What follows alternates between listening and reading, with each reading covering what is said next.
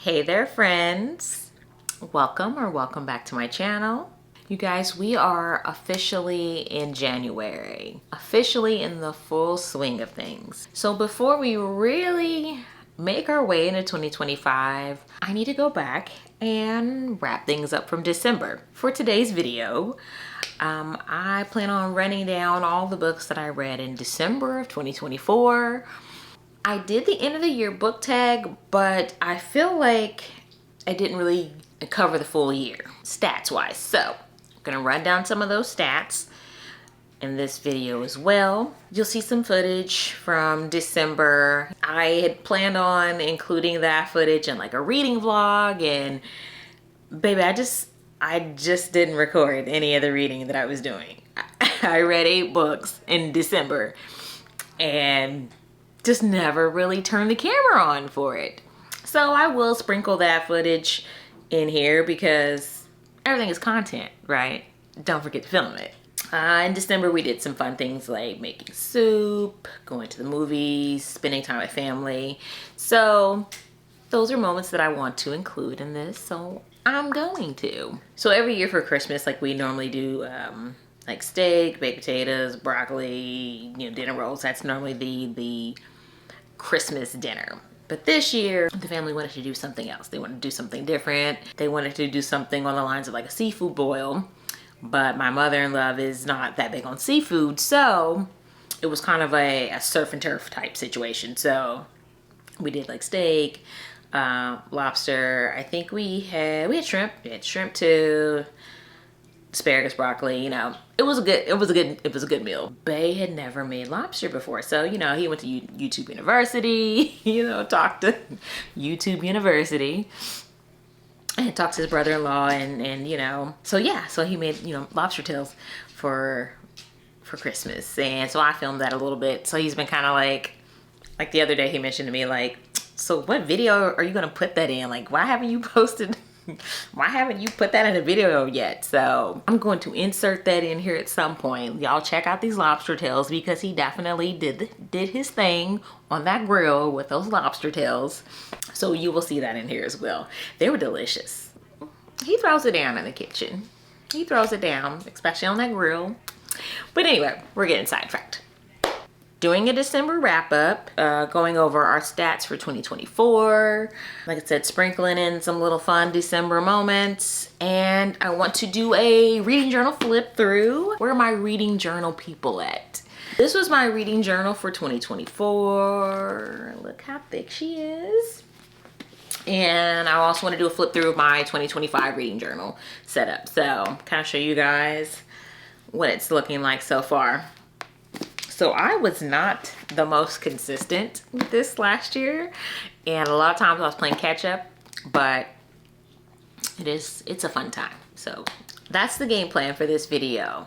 So before we get into things, please remember to like, comment, and subscribe for more. And without further ado, let's get into this. The first book that I read in December was Pigeon Blood Red by Ed Duncan. This is a thriller. This was actually sent to me by the author and his publicist. This book was it's not a new release, it was already published, but they reached out to me and asked me if I'd be interested in reading it, and reading and reviewing it, and I said yes. So our main character in this is Rico, and Rico he's basically like this, tough guy, this enforcer for this shady loan shark. A very important piece of jewelry gets stolen from his boss, the shady loan shark, and Rico is tasked with basically hunting down the person who stole it and, making an example out of him. So we kind of follow that story. So Rico gets caught up in this web, in this situation. He is generally the man that gets the job done. He generally follows orders, gets the job done. Something goes awry, the plan goes sideways, and he's basically torn with making a decision whether he should carry out the initial orders or whether he should basically go with his gut, because something doesn't feel right. Something ain't right. So this was a decent read. I think I gave it a 3. I didn't realize it was a novella. So I feel like if this was longer, it could have been more fleshed out. Not a bad read, just I feel like it's suffered because of its length. You know, if it had been longer, you could have fleshed it out more. It very much read like a movie. Like it read like one of those, you know, monster type movies. You know, dog eat dog world, live by the sword, die by the sword type situations. The next book that I read, y'all, let me give me a drink of water. Cause baby, we're in for it, okay? The next book that I read in December was It by Stephen King. This took me a month to read, okay? A month. And that was me primarily listening to the audio of this. And it still took me a month to read. The audiobook is, I think it was either 45 hours, somewhere between 45 and 48 hours. Yeah, this book is massive, as you can see. Just massive. And I am just, I don't even know if I rated this. Did I rate it? I did. I gave it 4 stars. This is not a bad book. This is not an amazing book. But it was a good book. For those of you, let me just run down the synopsis. You know, if you've never heard of the movies, if you've never heard of the book before. So basically, this is about a group of friends, group of children. So they're like, between like 10, 11, 12 years old. And they're basically like the loser kids, like the outcast. And they band together one summer to take on this great evil that they believe murdered one of the main characters' little brothers. And then, you have a time jump when they're older and they basically have to come back because the evil has returned. Anyway, okay, so that's kind of the basic premise of it, I guess. But this book is just so overwhelming. Just a lot of information in this book. I mean, this book is literally 1,116 pages. And baby, I mean, he pulled out all the stops, all the information. It's very heavily detailed, which is great. But when it's like almost 1,200 pages, like sometimes there's some things like, Steven, could we have left that out? Could we have left out at least 600 pages? I'm pretty sure we could have. Let me see. Because I just want to look at my notes on this. It was really hard to take notes on it because it's so much. It's so much. It's so much overwhelming information. Stephen would start talking about a character who's not a main character, means absolutely nothing. And give this detailed backstory on them, on this one event that happens. And then you never see that character again. And it's happens over and over again. You're like, why? Why do I care? I don't care about these people because they're not the main characters. They don't mean nothing. And I know there's some Stephen King fans out there who are ready to bring their pitchforks and torches to me. But look, it was a good book. It was just too much information. I kind of understand his motivation behind the wealth of information. I think what I kind of got from this story was that Stephen was trying to show just the history of evil in this town and how long it had been going on and how deep rooted it was. And not only in this town, I felt like he was trying to show us just how deeply rooted our country, the United States. I feel like he was trying to show just how deeply rooted, hate and violence is in this country, and how when this country came to be, just the foundation of this country. That's what I kind of got from that. I also got just how unprotected children have been throughout history in this country. Like when you're reading this book and you are listening to these acts of violence committed upon these children, it's insane. But then you look back at history and you look at, you know, the history of like child labor laws and stuff like that. I mean, like, kids have really been unprotected in this country for years. And you can even look at like the statistics on like child abuse cases and stuff like that. So that's one major thing that I pull from this too, just, you know, just how unprotected children have been in this country throughout our history. I mean, there's even a scene where the main female character, this is, you know, back in the 50s when they're kids, she is being like basically attacked and, you know, gonna get assaulted by this group of boys, and she's like screaming for help, like literally she's not even about to be assaulted. They are like, I think at one point he like punches her or grabs her hair or something. He's dragging her by her hair and she's screaming for help, and this grown-ass man is sitting on his porch, sees the altercation, sees the attack, picks up his newspaper and walks in the house. Like, you're the adult here. You see this young girl being attacked by these boys and you do nothing. You just turn your back.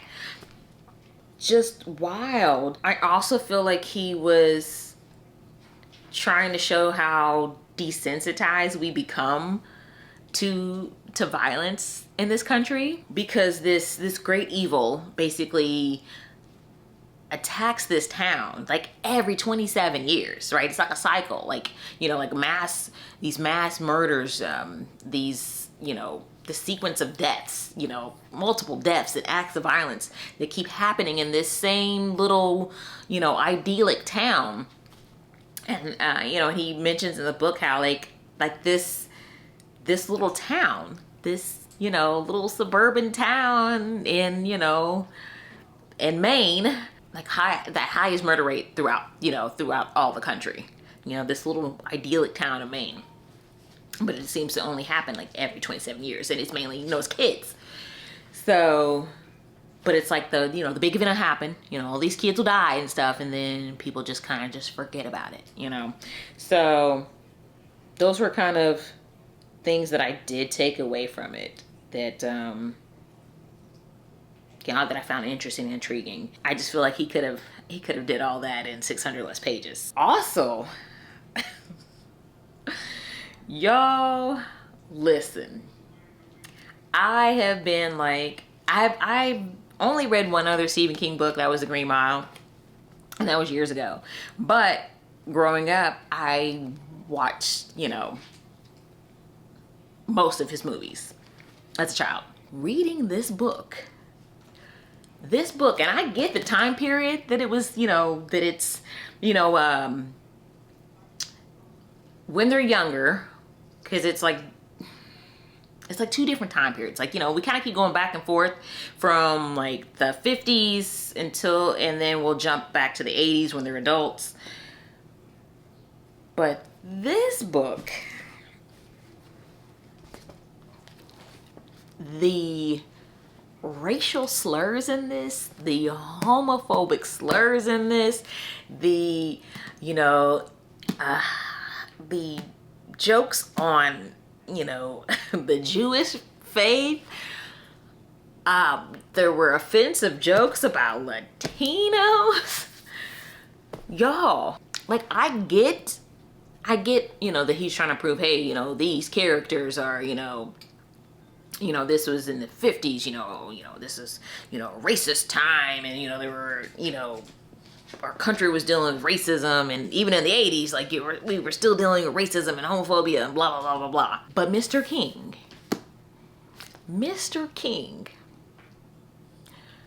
I mean, he went hard in the paint with it. Like, hard in the paint.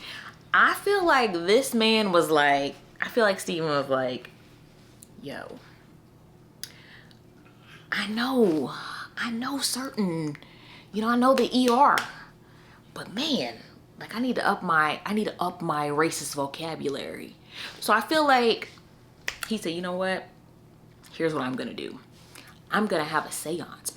I'm gonna go to a psychic. We're gonna have a seance, and I'm gonna contact my great granddad, you know, for some source material.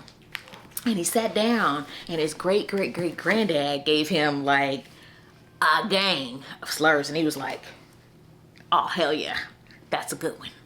Yeah, didn't hear that one around the dinner table. Oh, hell yeah, gonna kill him with that one. Oh yeah, that's really bad. Yeah. Sir, we get it. These characters are racist. We get it. I don't need to hear, I mean, I was just astounded. I was just blown away. Oh wow.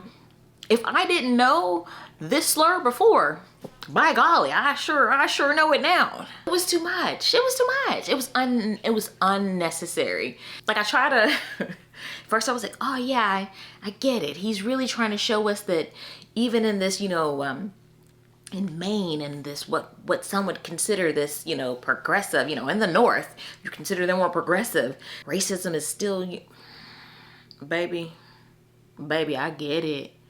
I mean, at one point I felt my eye like twitching. Cause I mean, there was this one scene where this guy just, not the guy, I think it was the clown. He just kept like saying it.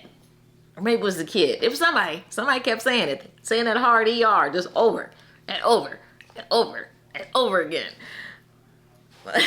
just blown away. Like I'm laughing, just flabbergasted, bamboozled, just in utter disbelief. Like, man, who knew there were so many words to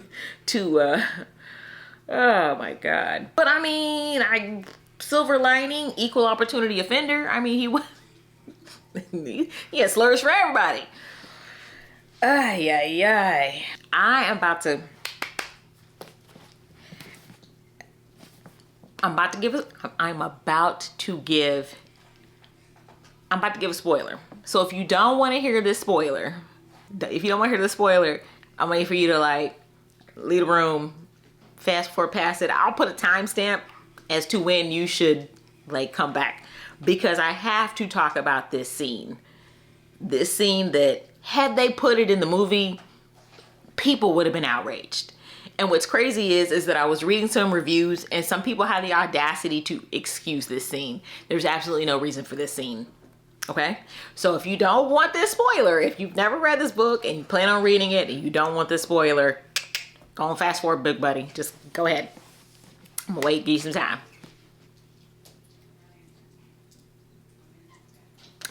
Okay, for those of you who want to hear this. The group of losers, the kids, they defeat this great evil. They defeat it back in the 50s when they're kids. But when we get to the 80s when they're adults, they have no recollection of you know, any of the stuff that went down back when they were kids, you know, the stuff involving it. They've completely forgotten. They have like moved on, yada, yada, yada, different states. Everybody that moved out of town had forgot. They come back in the 80s, you know, and they're like, hey, we're gonna beat them. We're gonna take them down again. How do we do it? So they're basically trying to figure out what did they do to defeat it. And then they finally remember what they did to defeat it. Y'all, let me remind you that they were 10, 11, 12 years old when they defeated it. Y'all, they had a mother freaking orgy. A mother freaking orgy. That is how they defeated it. Because apparently it preys on innocence and fear and yada, yada, yada. But they committed this act of love. They all had, you know, these boys all took a turn with Beverly, that's the main female character. They all took a turn having sex with Beverly, and the love that they generated from this sex fest is what helped them defeat it.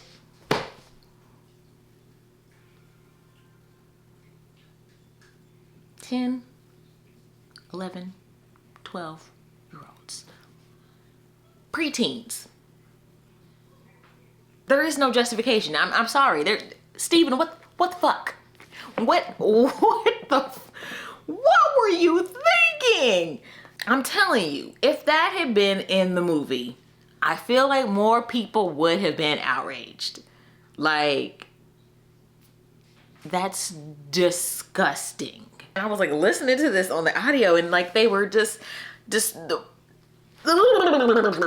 I I don't want to think about these kids having sex. What the fuck? What am I listening to? And you're not gonna try to like paint it in this pretty poetic way, but also,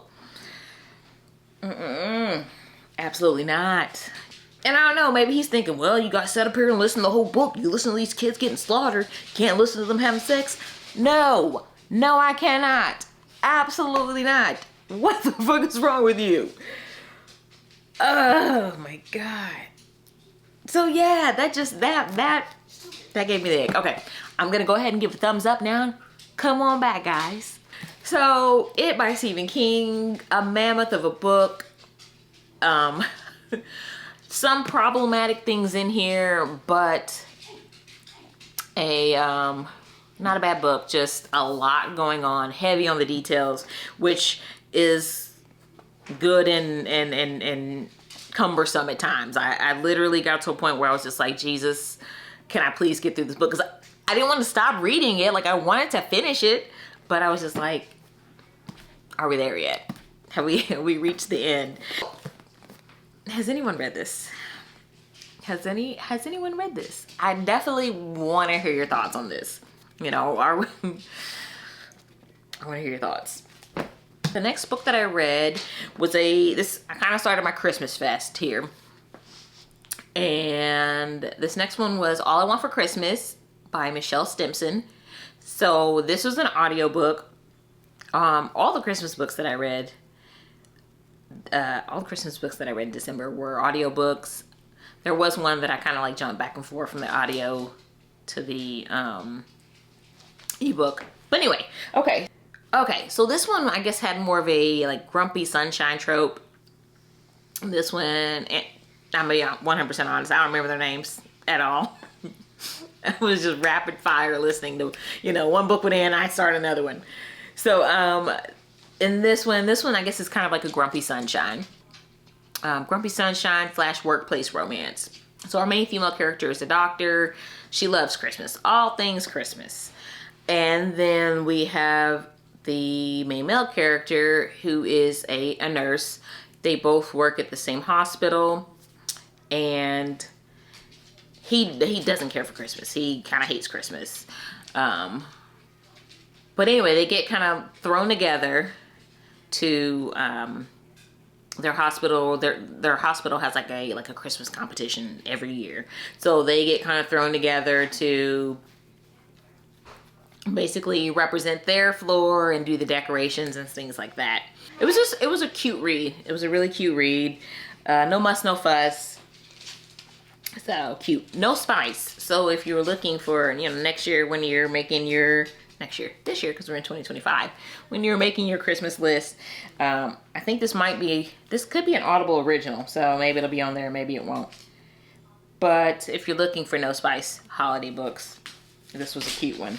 And we're back, guys. Sorry I hadn't taken Pepper out. As you can see, I'm wearing a hat now because it was cold outside and my little ears are toast. Well, whatever. I have my hat on and I got hat hair, so don't laugh because I know my hair is short. So how you get hat hair with shut up. Anyway, back to it. So the next book that I read in December was Blacktop Wasteland by my guy S.A. Cosby. So y'all already know how I feel about this man. Y'all already know how I feel about his writing. So this was another amazing thriller, another gritty, violent, action-packed thriller. So this one follows our main character, Bogart, or Bug is his nickname. For me, it kind of asks and answers that question, what are you willing to do for the ones that you love? What are you willing to do when your back is up against the wall? Bug he's a reformed criminal. He used to live a life of crime. And now he's a family man with his own business. But being a family man, there are responsibilities that he has. So he has a responsibility to his wife and his children.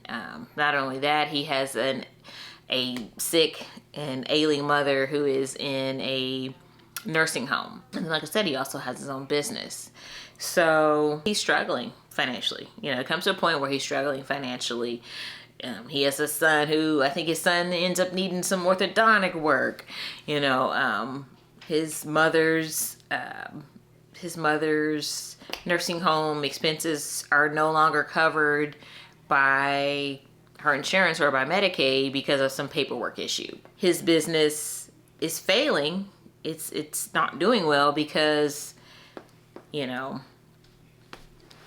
a new business has moved in and is taking basically all the customers. You know, they're offering stuff for dirt cheap, whereas, you know, he's a mom and pop shop, you know, struggling to make ends meet.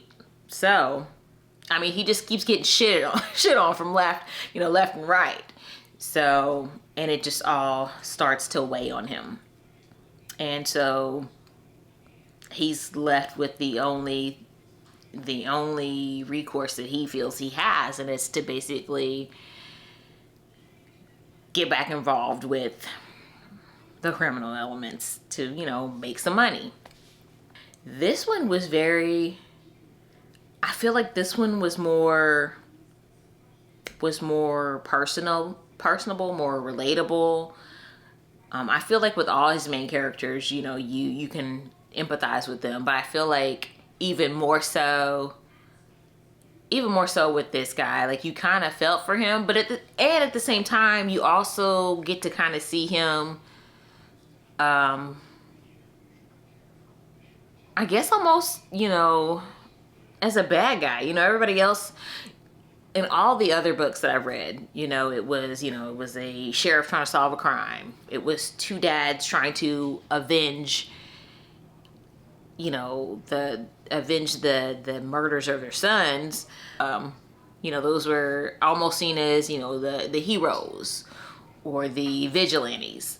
Whereas in this one, I mean, you don't want to say that he's the bad guy, but he's a criminal in this sense. You know, he's out committing a crime. So I guess morally gray. He's a morally gray character. Yes, he knows this is wrong what he's doing, turning back to this life of crime, and it's a cycle. You know, like his dad was involved in that lifestyle. He, you know, got involved in it, but he got out. You know, there was that line in the Godfather. I don't know which one, but he's like, you know, every time I get out, every time I think I'm out, they pull me back in. And so Bogart starts to feel like, you know, maybe he's been denying his true self all along. Maybe he's just been masquerading as this family man when really, like maybe, you know, deep down inside, this is really what drives him. This is the real thrill for him. So this was a really, really good book. Yeah, a lot about, you know, basically breaking cycles. Like, you get it. You're able to identify with him, especially if you've ever had financial hardship, if you've ever had to struggle, you've ever witnessed, you know, your parents struggling. If you've ever, you know, been through that, you can really relate and empathize with Bug. And there's, oh my gosh, there's one scene in here that's just it's so hard because he does everything he can. He has two sons, and he doesn't want them to go down the road he went. And he does everything he can to kind of keep them away from that. And then something happens and they are exposed to it. And it's so like heartbreaking to see it. Like, you're like, damn, like he never wanted that life for them, you know? I can't wait for his new book to come out. I think it comes out in June. I cannot wait. I just love this man's writing. And right now I'm reading My Darkest Prayer, which is which was his debut novel. And yeah, you can see, I'll talk more about it in my wrap up when I get to the January wrap up, but you can see the difference in the writing style. You can see the evolution, and it's, you know, it's amazing. So yeah, so that's, yeah, Blacktop Wasteland. I think I gave that one 4 stars. All right, and it's all Christmas books from here on out. So the next book that I read was not another Christmas rom-com, and this one was by A.J. Pine. This is another one of those Audible originals. I feel like weird, like reviewing Christmas books, and especially these, because they were just, I mean, they're just fun. Like, what more can you really say? But y'all, when I started listening, I was like, oh, he sound kind of familiar. I was like, is that Jared from Blockshot? Is that Jared from Blockshot? And it was. You know, you start listening to these audiobooks and you start recognizing these voices, and I was like, oh, this is gonna be a good time. Baby, that's Jared. Okay. So our main characters, like I said, I don't remember names. I was just vibing. I was just listening, vibing. I don't remember. Our main characters meet on an airplane and they kind of have this little flirty exchange. I think he has a fear of flying, and so she kind of like distracts him, you know, talking about like her family drama, but you know, in a very like lighthearted, fun way. So they kind of just chatted up, and I think, oh yeah, so she has a secret. She used to work in real estate or something like that, but she's got like a deep secret about how she really makes her money, and her family doesn't know about it. But he also has a secret. So his family thinks he does one thing, but actually he does something else. Anyway, so they have this little meet cute on the airplane. They kind of hit it off, get off the plane, and he's going one way, she's going another. Well, they end up running into each other, and it turns out that her sister is engaged to his brother. So both of their families end up at this like Christmas themed villa or lodge or whatever, and it's just, you know, real lighthearted fun. But everybody's got a secret. Everybody's holding on to secrets or whatever, and it all comes out in the end or whatever. But it was just cute. It was fun. It's a cute, fun read. The next book that I read was Books for the Holidays, and this one was by Liz Maverick. Another cute read, but I really enjoyed this one. This one was a Hanukkah themed romance, and I have never, I mean, this was my first year reading Christmas romances, but this was my first, you know, Hanukkah related romance, and it was really, really cute. This one follows our main female and main male character. Our main female character is she's like a low-level publicist, or she's the low man on the totem pole. Huh? She's the low man on the totem pole at this publishing company. And then our main male character, I don't even know if we actually know what he does initially. I don't think we get a hint at his career initially. But anyway, our main female character is like the junior publicist for his grandmother. Like his grandmother writes this romance series. And so not only does she work for the publishing company, but she's like obsessed with these books. Like she's a huge fan. So apparently his grandmother had died, and he's been trying to keep it under wraps. So they have to work together to basically write this last book, you know, without the publishing company finding out, without the rest of the world finding out. This was his promise to his grandmother, that he would finish her last book and end the series for her. They basically kind of get snowed in, and they are working together. First they're kind of not working together. First they're kind of butting heads, but then they get kind of cute and start catching feelings and stuff like that. There's a little bit of miscommunication trope going on in here, but yeah, but it was still a very cute read. I really enjoyed it, and there's a puppy involved, and it's so cute.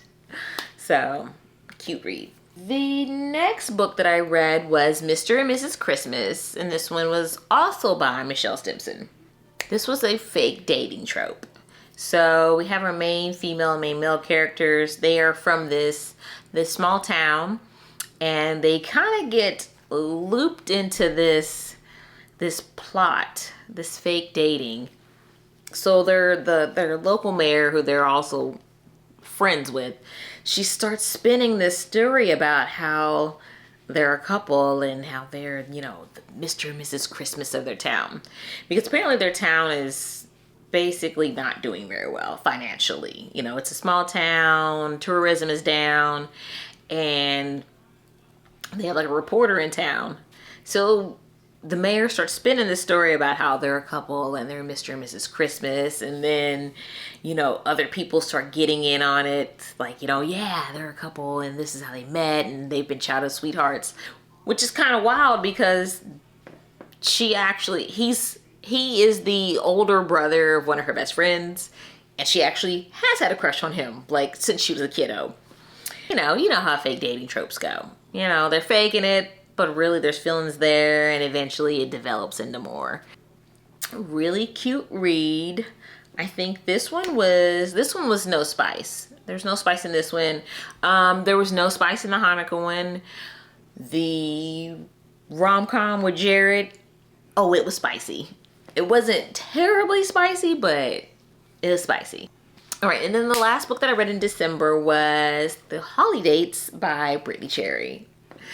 And this one I think I did give, so all the other ones I gave 3 stars. I think I gave The Holidates 4 because it was just so well written and it was more than just cute and adorable.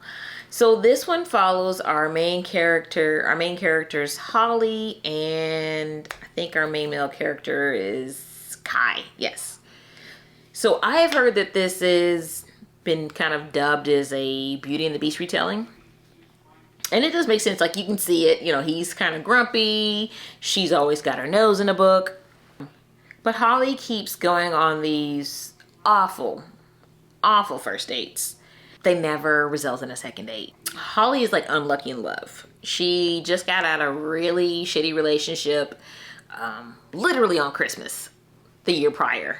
And so, you know, you're pretty much almost a year's passed. It's the holidays again.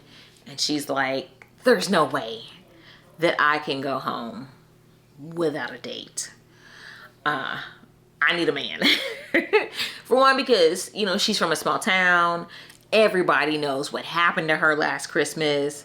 And she doesn't want to deal with the scrutiny of her, you know, the town, her family, which she knows her family loves her, but she doesn't want, you know, she don't want them to be worried about her and like, oh God, will Holly ever find love again? She's on this dating app and she starts going on these like first dates, and she keeps bringing them to the same restaurant, like every day, same restaurant, because it's close to her home. So it's easy peasy, you know, she can just walk right over. And Kai is the owner of this restaurant. So they have a moment where they have a not so meet cute, which is literally, they have like a meet ugly. I think they even use that term in there. So they meet, you know, it was a terrible exchange. And then she starts bringing dates to this restaurant, not knowing that he is the restaurant owner. So Kai is just watching her go on date after date after date after date. And he's like, man, like, she's annoying, but she's hot. And, you know, I hate to watch her go through this, you know, like these guys are terrible. They're, you know, she might get on my nerves, but she deserves better than this. So he takes it upon himself to help her. He's like, hey, you know, I'm gonna be your coach, basically. I'm gonna help you fix your profile. I'm gonna help you go out on better dates. I'm gonna help you find somebody. He's trying to help her. And then they kind of form a friendship, and we just kind of watch their relationship blossom from there. There's a bit of fake dating trope here because, you know, hey, she keeps going on these dates and she's not having any luck. So, and then eventually she kind of discloses to him what happened to her the year prior, and they end up fake dating for the holidays. And we just kind of see how everything blooms from there. So this was a really cute book. I love their chemistry together. Yeah, this was a good book. Oh man, it really was. Because it was about, just like her other romance novels, it's about so much more than just the love story. You know, Kai was dealing with trauma, you know, from his childhood. Holly was dealing with trauma from her past relationship. Just really good book. And spicy. Yes. One thing Brittany gonna do, Brittany gonna give you that spice. So that is all the books that I read this month. Exciting reads. Oh, that's all the books I read. We're in January now, so I'm like, that's all the books I read this month. That's all the books that I read in December. So have you read any of those? Let me know down in the comments. All right, so now I'm gonna give you guys a little peek at how my December went, some of the things that we got up to this month. It was nice to spend time with family, because the holidays, you know, holidays can be rough, and they were a little rough. So these were some of the better moments. Let's insert a little footage of my December. We'll get into the journal flip throughs and go over some stats.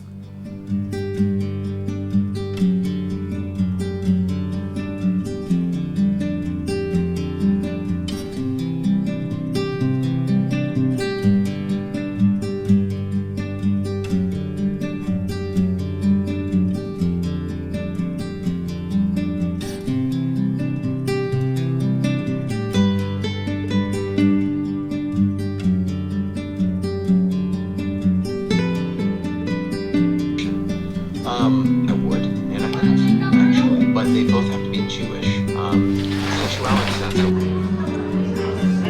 Everybody, this is for the phone.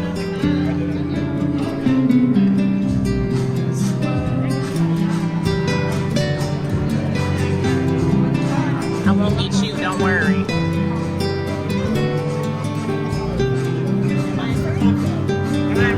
Jordan, am I afraid? Yeah, you are.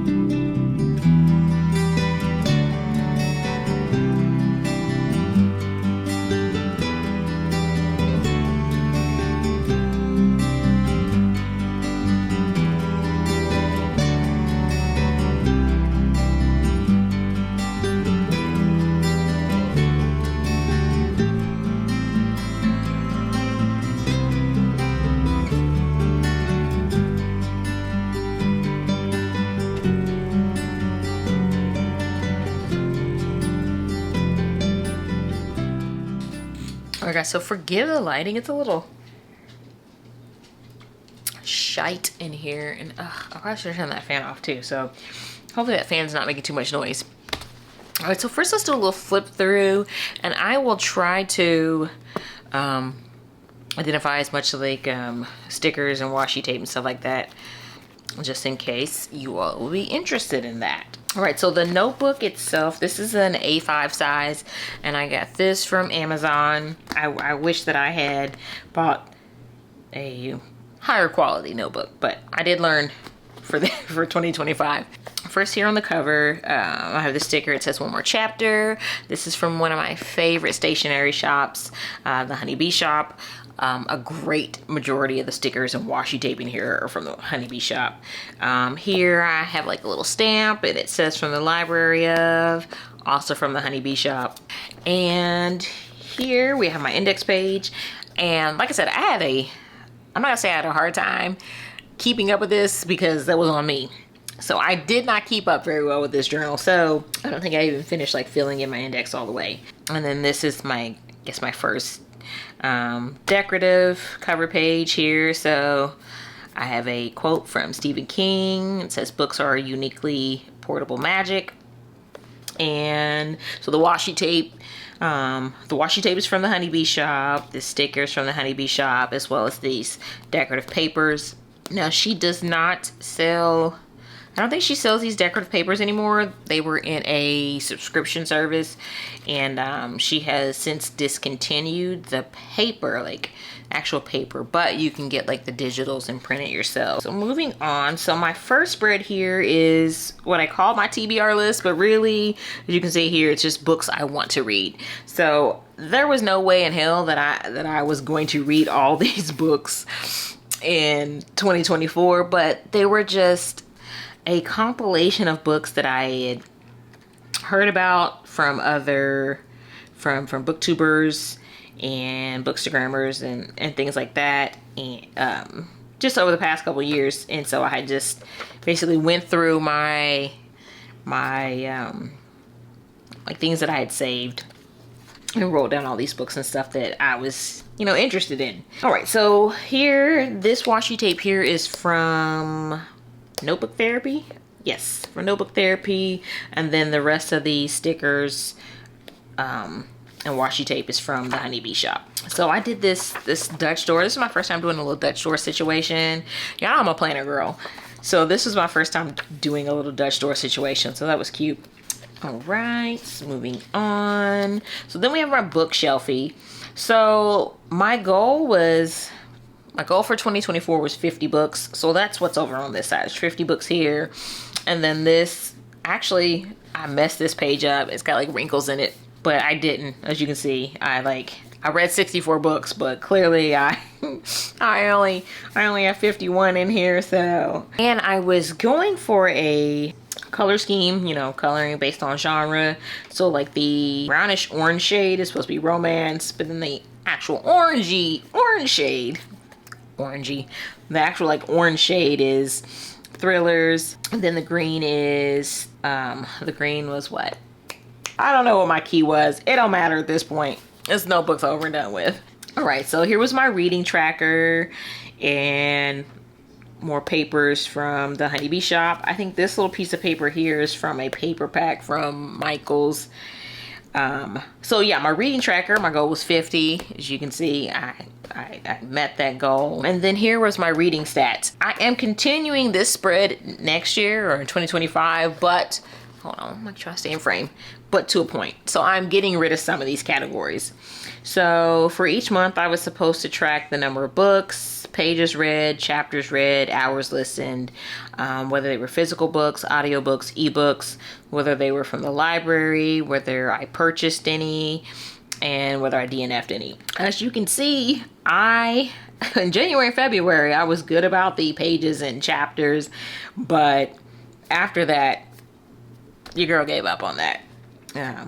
Not to mention I wasn't picking this up every month. So that is something that I am cutting out in 2025. I don't care enough about those stats. I don't care enough about pages read or chapters read because I just don't. I don't.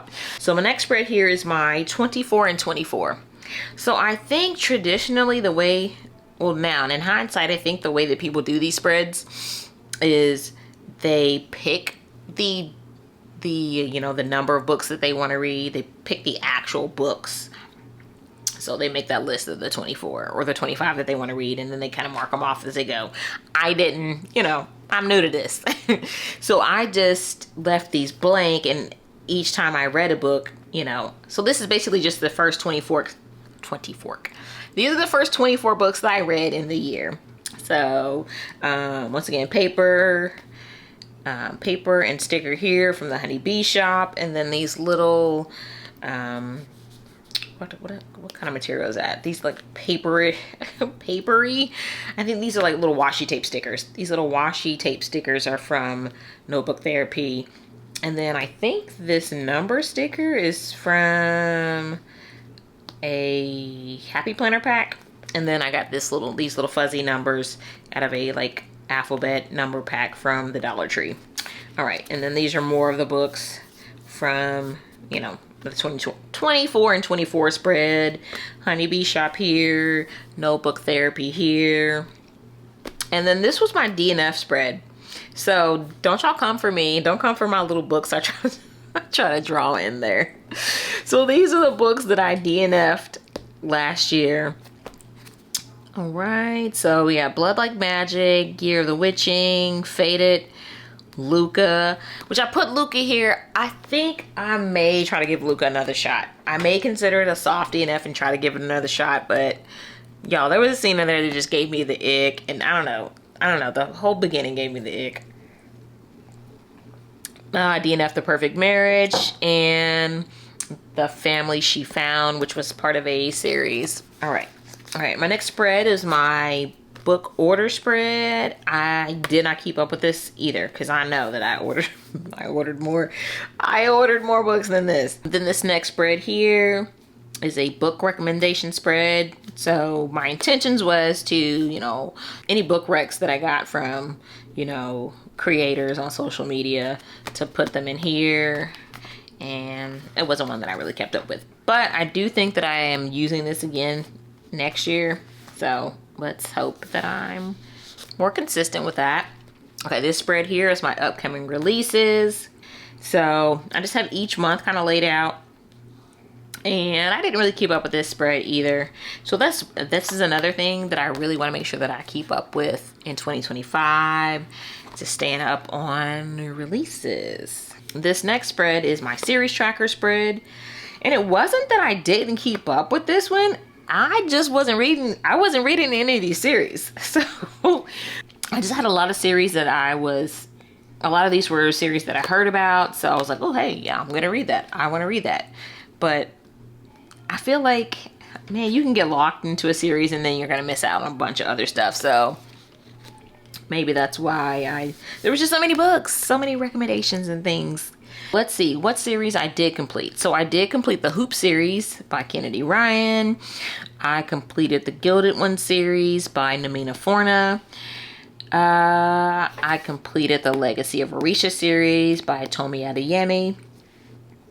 And I read one book from the Housemaid series. Y'all, I'm like losing my voice. I have coffee right here. But I don't know that I want to continue that series. This series here, I think I read that book the year prior. So War Widow was supposed to come out in 2024, but it didn't. The release date got pushed back. All right, so that is it. All right, so my book of the month spread. Y'all, I didn't finish it. I'm ready to move on to 2025. But okay, so this is my book of the month spread. All right, well, probably for November would have been All the Sinners Bleed. That was a 5-star. That was my only 5-star that month. And then December, I'd probably say Blacktop Wasteland. So back-to-back S.A. Cosby. So then I had what I call like a book backlog spread. I am not using this. I am using something that kind of just, I guess, we'll talk about in 2025. We'll talk about when we look at the 2025 notebook. So these are books that I already own, or that I had owned at the beginning of the year that I wanted to kind of read. So out of this list, I did at least get to 2 of these books. The rest of these I did not. And I put a P if they were physical books, an A if they were audio books, and I didn't have any ebooks. So, well, I guess I had two by genre spread. So here I was more, I think I still messed this up a little bit. But yeah, this is my like first 50 books colored in my genre. And this was my little key here. Book of the year spread, did not do that one. Books read, did not keep up with this log. I was more or less just tracking on Goodreads. So what's next? Nothing there. Okay, so that was what we call like our yearly spreads. That was on my yearly spread. So here are my monthly spreads. I'm just gonna kind of go through these quickly because this is getting lengthy. All right, so this was January spread. Stickers and washi from the Thehoneybshop. So these are the books that I plan to read in January. You can see, I was trying to keep it easy on myself and not put too many books down, you know, low pressure there. So I did read 3 of my books that I intended to read, and I had 1 reread. Then I kind of did my stats there, total, the audio, yeah, you can see that. All right, so like I said, I was keeping up. This got wet. But yeah, there's that. I'm just gonna kind of flip through. This is kind of where I did my little reviews and kind of blurred them a little bit. So I'm trying to stay in frame. You know, it's so hard. Okay, cool. February. Papers are from a paper pack from probably Michael's. I've had it forever. Stickers and washi from the Thehoneybshop. So this was my TBR. I only read 2 of the books off my TBR, but I think I read more books than that. I'm pretty sure. Yeah, I read 6 in total for that month. So here are my stats for February. Try to look that up so you can see that. So I'm not explaining things I don't need to. All right, so then here are my review spreads. So, paperback, again, stickers and paper on this side from the Thehoneybshop. Right. And, yes, I did show this side, right? I think so. Right. And if something new pops up, a different shop, I will holler it out, but everything is pretty much the Thehoneybshop and paperbacks from, okay, so this is where I really kind of like started waning off. Here was in March, as far as my spreads. So, I was really not keeping up with things very well. Like, I hate the spread. Actually, I absolutely hate it. All right. So, once again, stickers and washi from the Thehoneybshop. Y'all, this book was this was not for me. All right. This was one of my favorite spreads right here. And it makes sense because I was like, you know, this is probably my book of the year. This could be us. And then, so my April spread, my April monthly spread here, my stats. Okay, these stickers, what shop is this? Ooh, this was actually, I can't even think of the shop. For one, because I got it in like a, what was it? It was like a grab bag type situation for my, you know, individual spreads. Ooh, that paper stuck together. And some of these spreads, I'm like, I mean, this is supposed to be fun, right? But then you have those moments where you're like really critical of yourself. And some of these spreads I don't like. I don't like the way I did them. So, but, oh wait a minute. Oh, new shop here. This was from, is that even in frame? This sticker here is from Also Paper. And, let's see, going. Is this? So with this notebook, I had to like glue the pages together because they're like, really thin and the ink bleeds through. Okay, so my monthly, I did not do a May spread here. I started it, but then didn't finish it. But anyway, what's important is the individual spreads, right?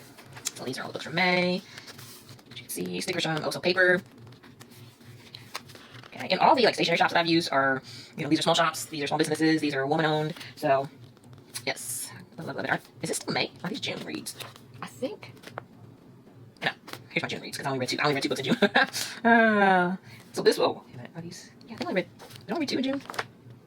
I read, yeah, two, because this was July. Oh my god, this was so mean and hateful. That's it. Middle finger watching because this book pissed me off. This was a book that I got an arc of, and it did. I mean, the book pissed me off. Anyway, so my July monthly spread. So I stopped doing. I think I stopped doing the stats with these, just because saving time, and it just was, I don't know, annoying me. But yeah, and this washi is from Notebook Therapy. So it's that washi, Also Paper. Just flipping through. So any reading journal keepers out there. Okay, August, and so then I did start doing stats again. Right, and I like these spreads. Towards the end here, I like these spreads. So I did these spreads a lot better than the ones in the beginning. And this is one of my favorite shops. I say that and I'm stumbling over her name because I haven't ordered anything in months. Illustrated by Callie. Yes. So love her artwork, love her stickers.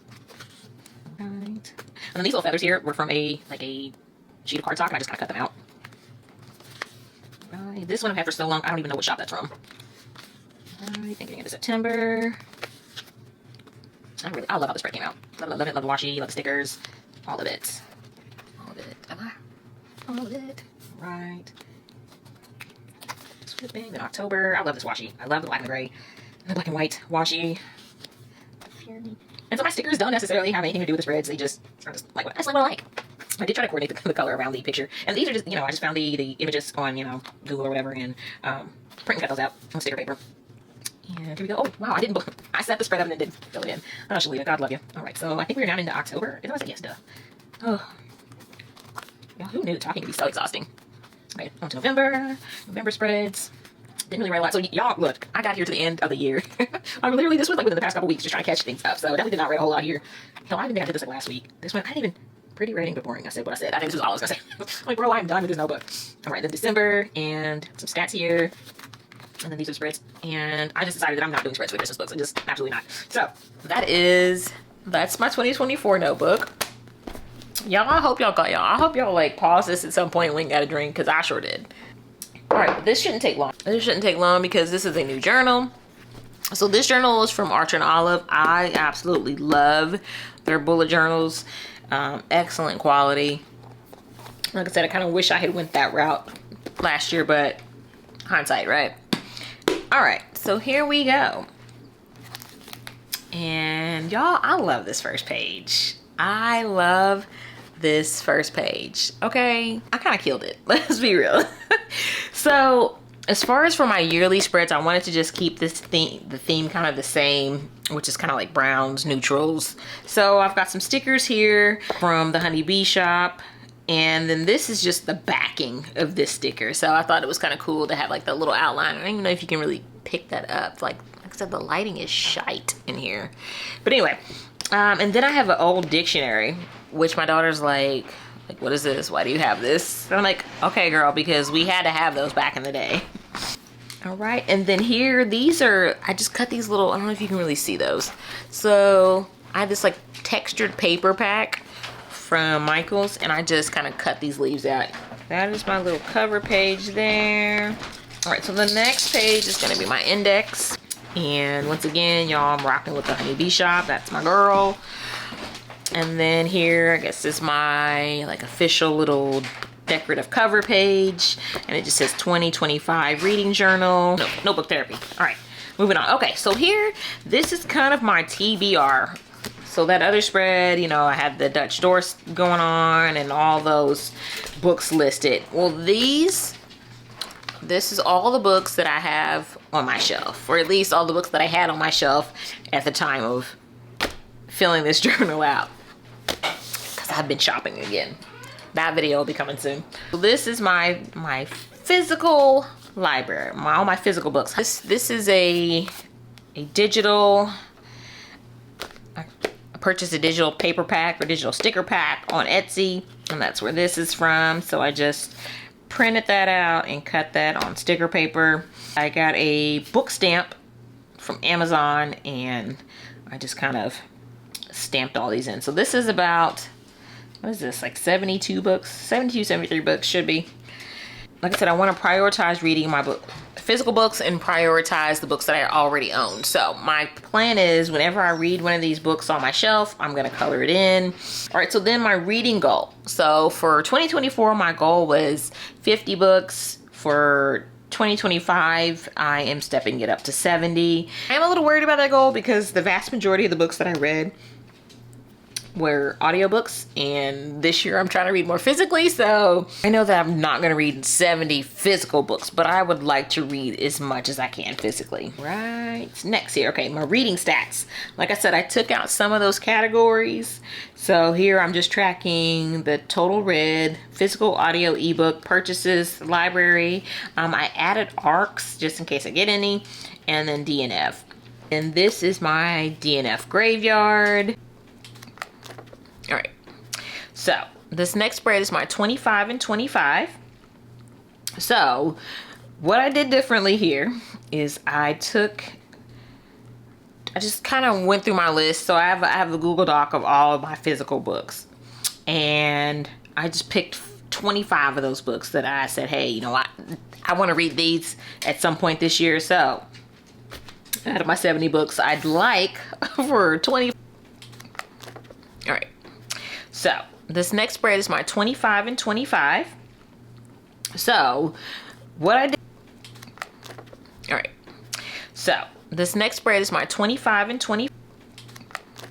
All right. So this next spread is my 25 and 25. So. All right. So this next spread is my. All right. So this next spread is my 25 and 25. So what I did differently here. All right. So this next spread is my 25 and 25. So what I did differently here is I just kind of went through my list. So I have a Google Doc of all of my physical books.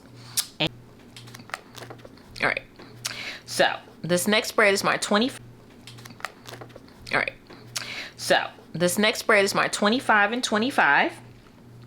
So what I did differently here is I just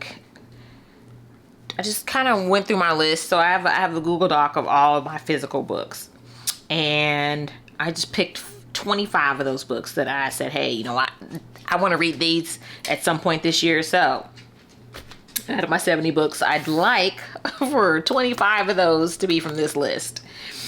So, all right. So this next spread is my 25 and 25. So what I did differently here is I just kind of went through my list. So I have a Google Doc of all of my physical books, and I just picked 25 of those books that I. All right. So this next spread is my 25 and 25. So what I did differently here is I just kind of went through my list. So I have a Google Doc of all of my physical books, and I just picked 25 of those books that I said, hey, you know, I want to read these at. All right. So this next spread is my 25 and 25. So what I did differently here is I just kind of went through my list. So I have a Google Doc of all of my physical books, and I just picked 25 of those books that I said, hey, you know, I want to read these at some point this year. So out of my 70 books, I'd like for 25 of those to be from this list. All right. So this next spread is my 25 and 25. So what I did differently here is I just kind of went through my list. So I have the Google Doc of all of my physical books, and I just picked 25 of those books that I said, hey, you know, I want to read these at some point this year. All right, so we went over our December reads, saw some of the things we got up to for December, checked out both of our reading journals, and now let's run down some of those stats. So like I said, I read a total of 64 books in 2024. So of those 64, 15 were physical, 36 were audio, and 13 were ebooks. So percentage wise, that means I read 56% of the books that I read were audiobooks, 24% were physical books, and 20% were ebooks. So as you can see, the overwhelming majority were audiobooks. So 23% of the books that I read were fantasy, 48% were romance, 5% horror, 2% fiction, 2% nonfiction. So, I mean, almost half of the books that I read were romance. So I do want to decrease romance. I want those fantasy numbers to be higher than that. I'm not saying that I want fantasy to necessarily outpace romance. I just definitely want those numbers to be a little higher. All right, guys, well, that is all that I have for you today. Do you have any reading goals for yourself? If so, what are they? Let me know down in the comments. Thank you guys for watching. Please remember to like, comment, and subscribe for more. And until the next one, friends, bye.